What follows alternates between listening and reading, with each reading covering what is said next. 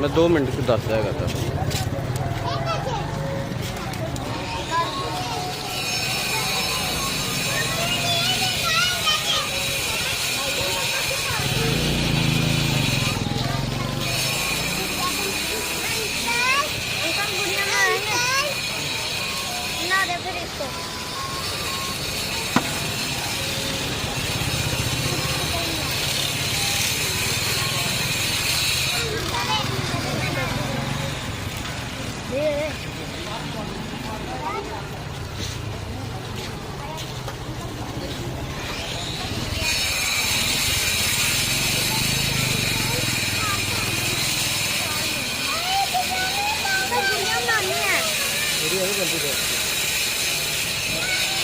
Cái là gì mà nó biết thì dám lao